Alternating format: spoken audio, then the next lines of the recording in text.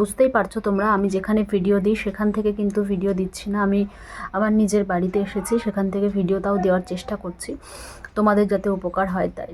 আজকে আমি প্রথমে তোমাদের আলোচনা করে দিই যে CCE continuous and comprehensive evaluation যেটা আছে সিসিই, এর সম্পর্কে তোমাদের আমি একটু ধারণা দিতে চাই।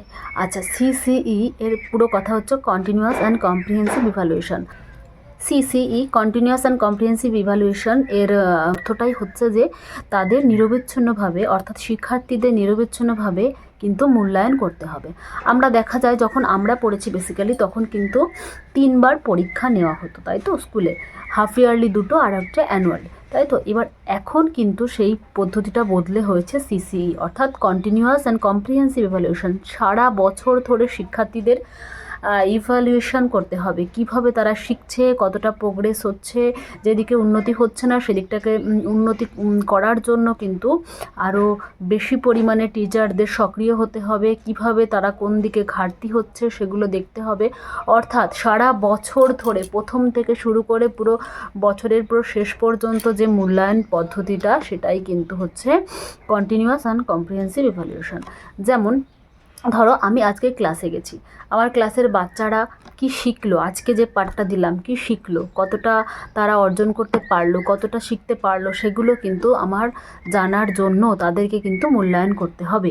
এটাকেই এক কথায় আমরা বলি কন্টিনিউয়াস অ্যান্ড কম্প্রিহেন্সিভ ইভ্যালুয়েশন। প্রতিদিনের পাঠ, প্রতিদিনের ক্লাসে কিভাবে ছাত্রদের উন্নতিতে সাহায্য করে, কোথায় ঘাটতি থাকে সে ঘাটতিটা কিভাবে পূরণ করব সেটা টিচারের দায়িত্ব, সেগুলো কিন্তু একজন টিচার হিসাবে আমাদের দেখা উচিত।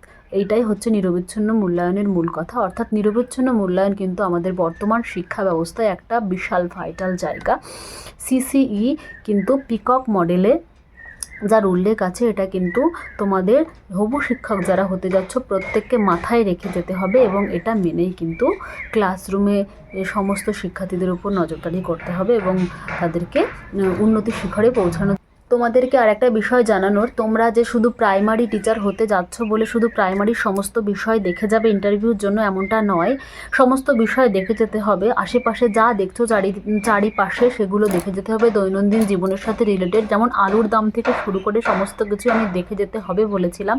কারণ একজন প্রাইমারি টিচার হতে গেলে তাকে কিন্তু মিড ডে মিলের হিসাবটা রাখাও, তাকে আলুর দাম কত, বিভিন্ন সবজির দাম কত যেগুলো স্কুলে আনা হচ্ছে, ডিমের দাম কত, এগুলোও কিন্তু জেনে যেতে হবে। তার পাশাপাশি সারা পৃথিবীর সমস্ত কিছু, যেমন তোমরা আমার পেছনে দেখতে পারবে আমার 2টো ম্যাপ লাগানো রয়েছে, একটা ইন্ডিয়ার ম্যাপ, একটা ওয়ার্ল্ডের ম্যাপ।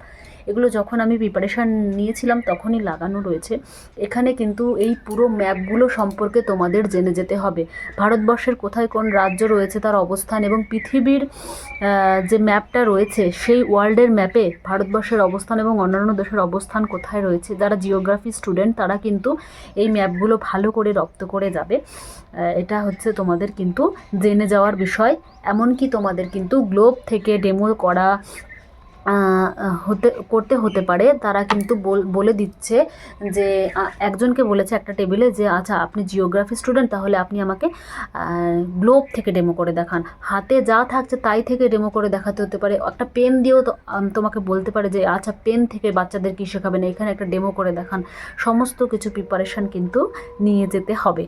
এবার চলে আসি আমরা মেন প্রশ্নে, যে প্রশ্নগুলো আমি জানানোর জন্য অ্যাকচুয়ালি ভিডিওটা। বহুভাষী শ্রেণীকক্ষ বা মাল্টিলিঙ্গুয়াল ক্লাসরুম। মাল্টিলিঙ্গুয়াল ক্লাসরুম বলতে কী বোঝো? বহুভাষী শ্রেণীকক্ষ হচ্ছে সেই শ্রেণীকক্ষ যেখানে কিন্তু সমস্ত ভাষার শিক্ষার্থীরা থাকে, সেই শ্রেণীকক্ষকে বলা হয় মাল্টিলিঙ্গুয়াল। এই শ্রেণীকক্ষগুলো সাধারণত সিবিএসসি, আইসিএসসি এই শ্রেণীকক্ষগুলো, যেখানে প্রায় সমস্ত ভাষাভাষীর শিক্ষার্থীরা পঠন পাঠন করে।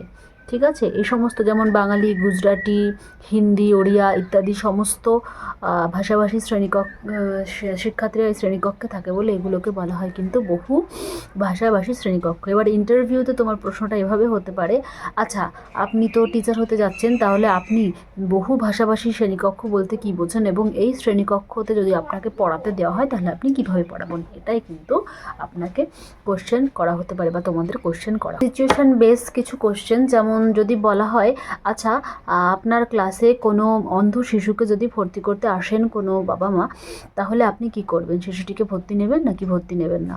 তাহলে এর উত্তরটা কী হবে তোমরা ভেবে আমাকে। এরপর একটা কোশ্চেন, খুব ভালো একটা কোশ্চেন, কত বছর বয়সে শিক্ষার্থীদের শব্দভাণ্ডার দ্রুত বৃদ্ধি পেতে থাকে?